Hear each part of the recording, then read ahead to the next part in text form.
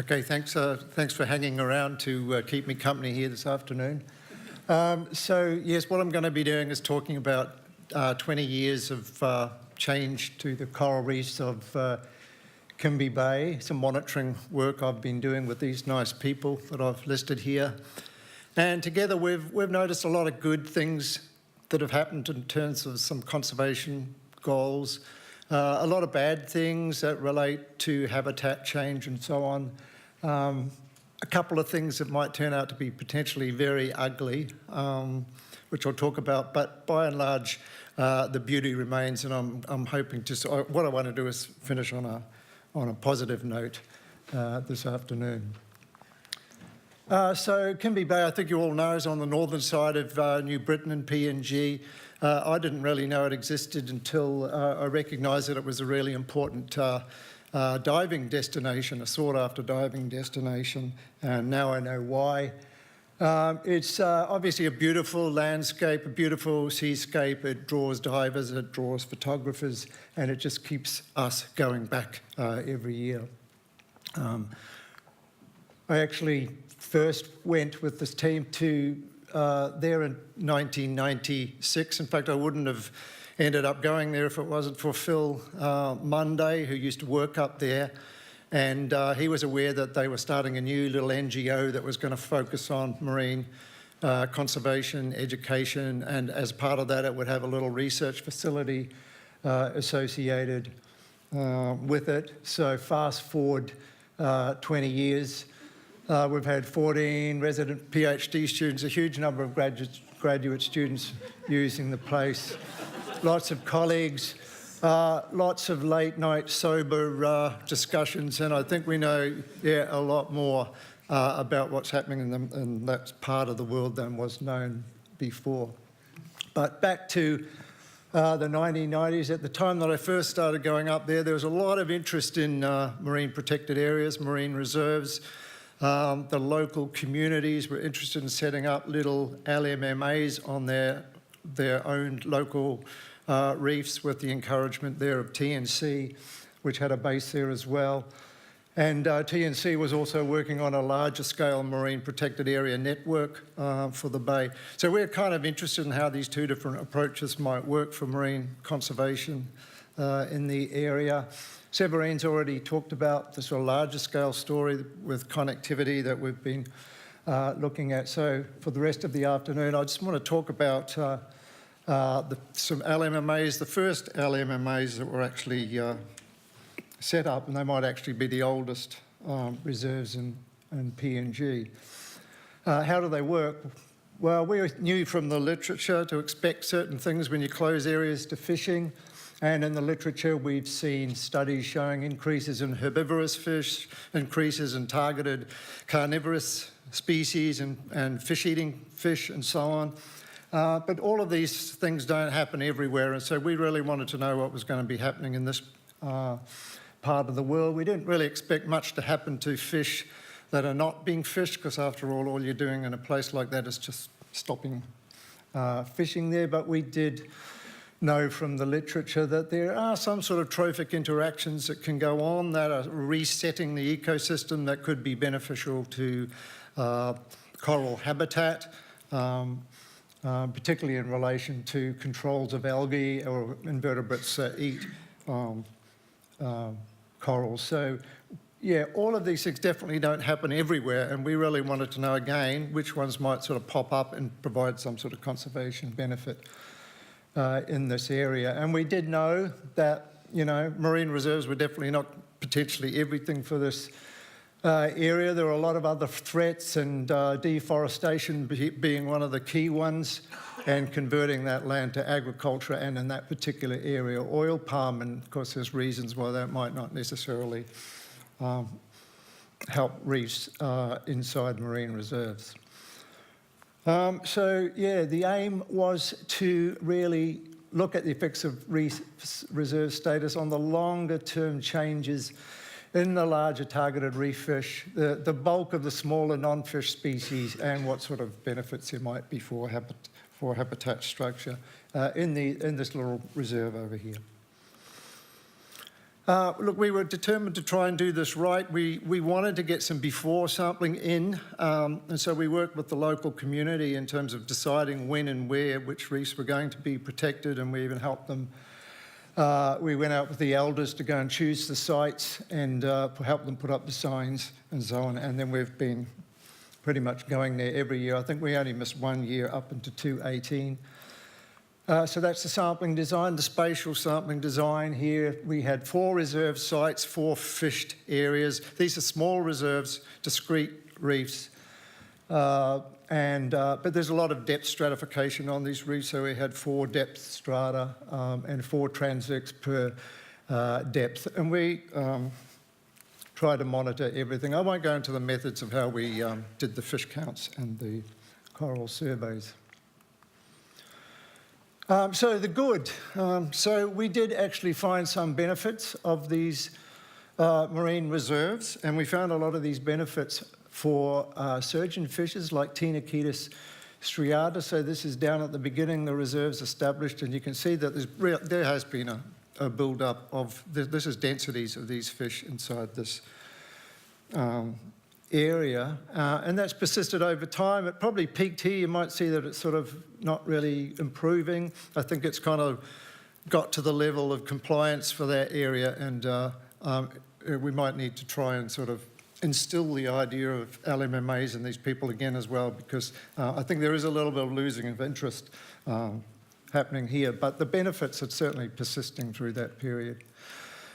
We got similar effects for another surgeonfish, Acanthurus linearis, more of a herbivore, this one, and you can see the same sort of pattern. So this was a good conservation outcome. These are 2 species that are really netted a lot on the reef crest, and so perhaps they should have been the species that we expected to increase in this area.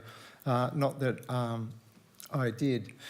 And another surgeonfish here that was actually really low densities before. So there's obviously a net increase in this fish in this area.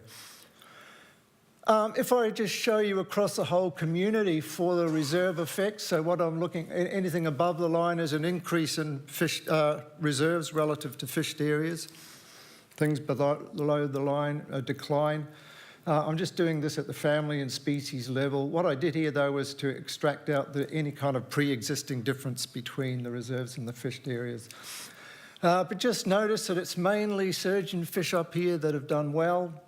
A few other species, probably most of the species have not responded to reserve protection. There is this wrasse in here, which is kind of interesting, because it's a wrasse that might be predatory, or a little bit predatory, but it tends to hang out with surgeonfish, and especially this one. So there may be something going on there. These declines in the reserves may be due to some trophic cascade effect. I'm not so sure. It could be just some sort of competitive interactions that are going on. The point I want to make, though, is these reserve effects really aren't the main story for what's been going on in this area over this 20-year period. So when you come to start to look at the habitat, when we started working, over the first 4 or 5 years, there was a dramatic decline in coral cover towards 2002. There was some recovery. It was hit again. These big arrows show some bleaching events. There's been at least 3 big bleaching events. There's been a lot of little minor bleaching events as well, because basically the water gets up to 31 every year up there. And the overall story is that this change in coral cover, and we're in another decline phase now through to the worst bleaching event that we had here. The reserves don't really do nothing to prevent that happening or to try and promote recovery after that. It's just that this is what's happening in that area due to the extrinsic disturbances. If we do a reserve effect calculation for all the habitat categories that we were looking at, I mean, the main thing there is that none of the corals are in green, the structure-forming parts of the habitat, and have not really benefited from protection. There's some weird things going on with sponges that I have to look into. I've got no idea what that is about in terms of a benefit. Look, the real story is that the habitat is changing. If you compare the first last year with the first, just as a way of doing that, we've got increases in macroalgae, increase in a bunch of non-living substrata. This includes sediment and rubble. Most of the coral families and things are in decline, except maybe parietes, and a lot of these are the sort of branching corals that support a lot of the fish. And so the fish and the fish that aren't so much exploited are clearly responding to all these habitat changes. I'll just show you a few of these. Little damselfish associated with coral, declined with the decline in coral, came back. The orange in the background there is just the acropora cover pasted over the top. The story is that the fish decline and increase with coral cover, and they change in exactly the same way inside and outside the marine reserves. I'll just show you a few more of these. A wrasse that's associated with the corals, again, bottomed out in 2002. And generally speaking, these things just fluctuate with the corals. They're doing exactly the same thing on all the reefs, although there's a lot of variation on individual reefs. Butterfly fish, the same. A bunch of these did the same thing. Sometimes they come back with the coral. Sometimes they take a little bit longer to come back. And here's another one, which is more of a species that sort of tends to be restricted to that area. But you see, really crashed out in 2002. The coral came back. In this case, the fish didn't.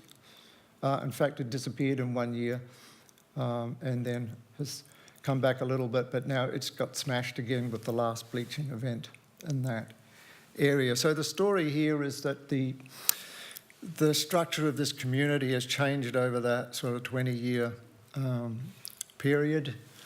So this is just a percent change calculation, comparing the beginning with the end.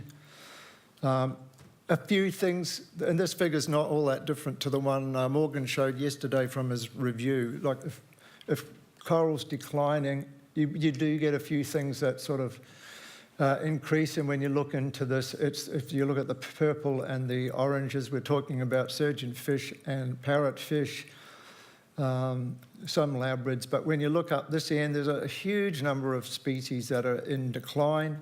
40% have declined more than 50%. They tend to be mainly the wrasses and the damselfishes, which are the two most speciose families that we've been monitoring, and there's a couple of species there that are pretty much gone locally extinct, at least in terms of our surveys. So the only saving grace about all this is it isn't any worse than it was in 2002, and it did get better through a lot of those years, but then it just sort of wound down again. And my feeling is that for most of the fish, if the coral comes back, the fish will come back. So that's why we'll continue doing the monitoring that we've been doing, just to see what's going to go on. I did want to mention the potentially ugly, because one thing that we've noticed in just over the last 3 or 4 years is that there seems to be some invasive sponges and compound ascidians coming into the system, which we did not see before. Whether or not they've been introduced, I don't know.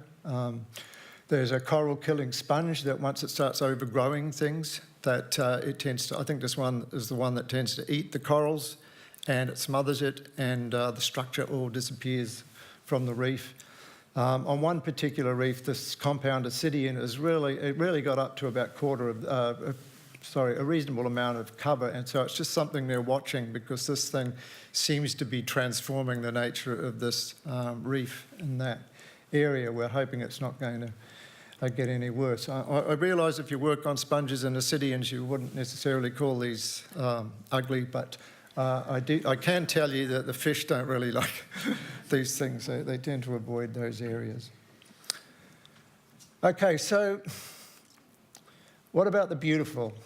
Well, I think I need to leave you to decide on this for yourselves. If you take a more expansive view of the place, you realise that it's not all that bad. You go further offshore, there's still reefs that are in pretty healthy condition. They may have lost a little bit of coral cover, but they have a high, and this is particularly the offshore pinnacles, they don't seem to have changed.